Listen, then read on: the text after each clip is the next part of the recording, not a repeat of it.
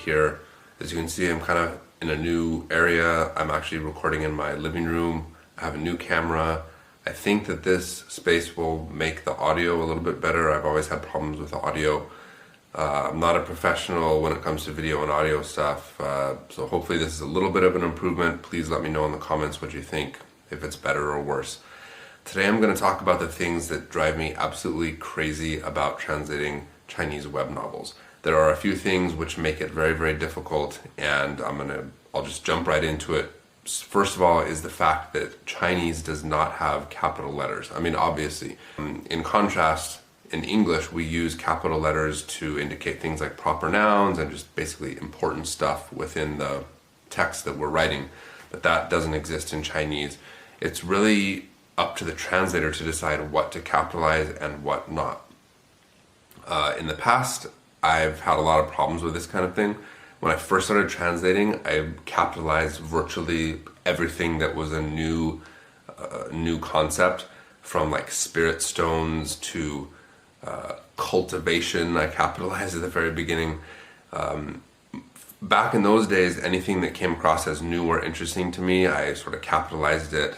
Nowadays, I've sort of swung to the other side of the pendulum and I capitalize almost nothing. Maybe I've gone a bit too far in that sense, and I'll probably kind of go back and forth a little bit before reaching a perfect equilibrium.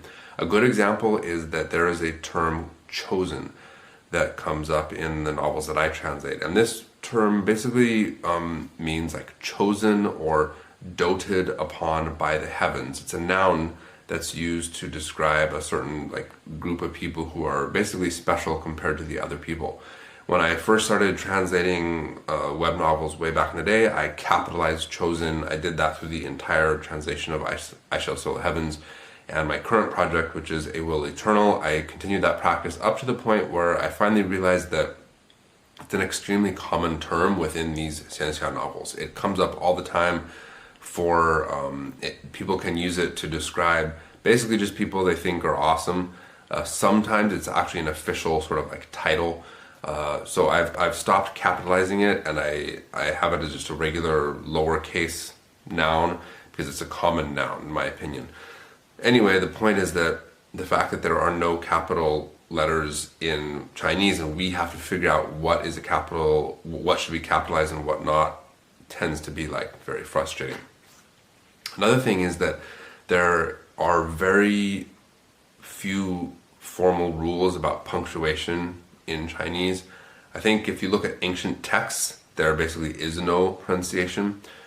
In the xianxia novels, you often have jade slips, which are based on bamboo slips, and bamboo slip is basically just a slip of bamboo that would then be bound together to form a scroll. And if you look at those scrolls, the ancient scrolls, there basically isn't really any punctuation. Sometimes they'll have the big period at the end of major thoughts or paragraphs. In the novels that I translate, the author tends to basically use commas to be either commas, semicolons, colons, or periods. He ends the paragraphs with a period, but within a big paragraph it will just be comma, comma, comma, comma, comma. And some of those commas could be periods or other punctuation marks you don't really know.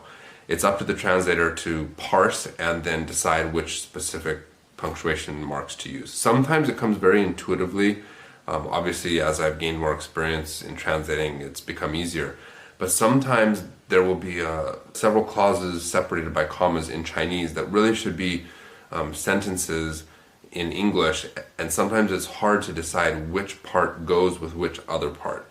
Occasionally it's simply confusing, but at other times it will completely change the meaning of what it is that you're trying to express. And so sometimes I'm sitting there for like minutes and minutes trying to decide which section this part is supposed to go with, the part before it or the part after it.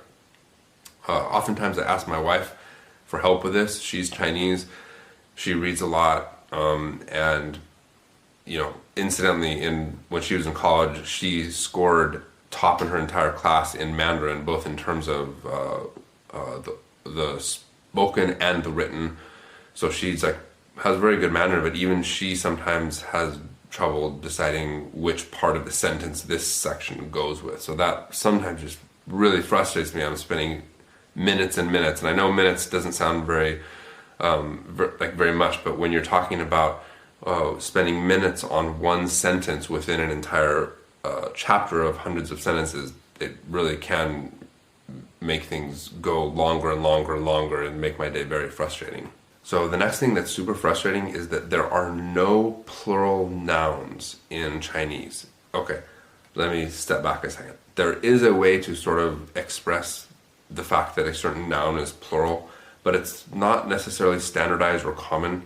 A lot of times it's used when addressing people. Like for example, the word 朋友 means friend, and it's pretty common to say 朋友们, which means the plural of friends. And there are other words that are more commonly made plural, and occasionally you will see situations where not commonly pluralized nouns are made plural by adding that man character to the end of it. But basically you don't really need to do that, and a lot of the times it's perfectly fine to just use the noun by itself within a sentence to mean a plural, but there's no way to tell even from the context. This really drives me crazy. A perfect example is there's a sort of a title in the translation I Shall Sail the Heavens. The title is Tao Child, and it's basically referring to somebody within this sect of immortal cultivators who has a very high ranking and is very powerful within their sort of cultivation level. Thing is that early on in the translation, within the first couple hundred chapters, that term often came up in this context. In Chinese, it would literally say something like this. It would say, and bear in mind, there is no word the in Chinese that makes it easy to determine whether you're talking about a singular, like proper noun, or a group of people. It would just say, this sect's Tao child or Tao children were very powerful. There was no way to tell whether it was Tao child or Tao children. And when I was in those first early dozens and hundreds of chapters, I was very confused about whether that meant there was one Tao child per sect or whether there was a group of Tao children in the sect. This kind of stuff came up a lot throughout the entire translation. A conscientious translator will read ahead and will eventually understand those things before reaching those points within the translation. And over the years, I've learned to deal with this situation a lot better than in the past, but it's still very frustrating to come across a portion of text where you're not sure whether it's talking about one person or whether it's talking about a group of people. The final most frustrating thing that I have to deal with, and this is like 100 times more frustrating than all of those other things put together. Seriously, it's like sometimes I just want to like run and jump out of the nearest window, and that is typos. So when the Chinese authors are writing the stuff, they make mistakes. The easiest way to type Chinese, and the way that most people type Chinese that I'm aware of, and feel free to correct me if I'm wrong in the comments, but the easiest way is the pinyin method, which basically means that the authors type in the letters which correspond to the sound of whatever Chinese character it is, and then the character will pop up and they can enter that text. There are other input methods, but I think this is the one that most authors use, or at least the one that the author that I translate the most uses. And the problem is that obviously you can make typos just as you can in English. And then what will happen is the wrong Chinese character will come up. Sometimes it will be a situation where, for example, the sound of the character will be the same, but it'll be a different character. Other times it'll be the author actually typed in the wrong thing. Maybe they left out a letter or added the wrong letter, and then the wrong character comes up. They don't notice. It's actually very easy to make typos in Chinese. When I'm typing in Chinese, whether it's on my phone or on the keyboard, I make mistakes constantly. So I fully understand why it happens. But for me, it's extremely difficult to identify those typos. Sometimes it'll just be a straight up typo.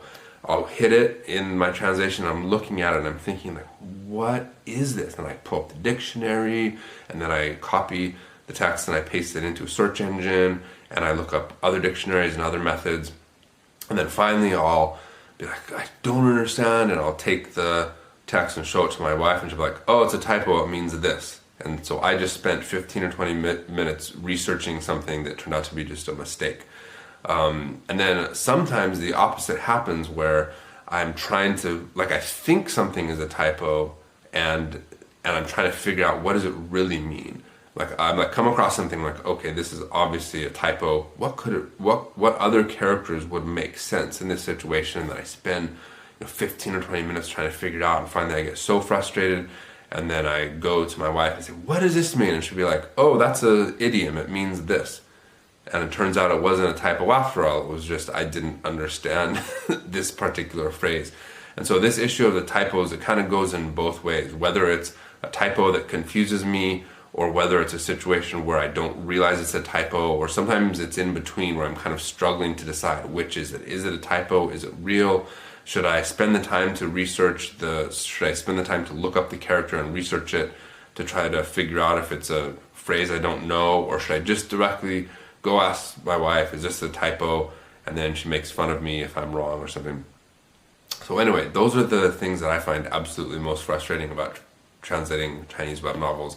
I hope that this gives you a little bit of an insight into the things that translators have to deal with. Of course, my set of frustrating things is going to be different from other people's, especially considering that a lot of the translators are actually native speakers of Chinese, at least either full native speakers, or maybe they're ethnically Chinese, raised in the United States, so that they kind of have both languages as sort of a native language. But for me, I started learning Chinese as a second language and spent, roughly 10 years trying to learn it and master it, and here I am as a native English speaker with Chinese as my second language, and that leads to a whole host of problems that sometimes really do drive me crazy.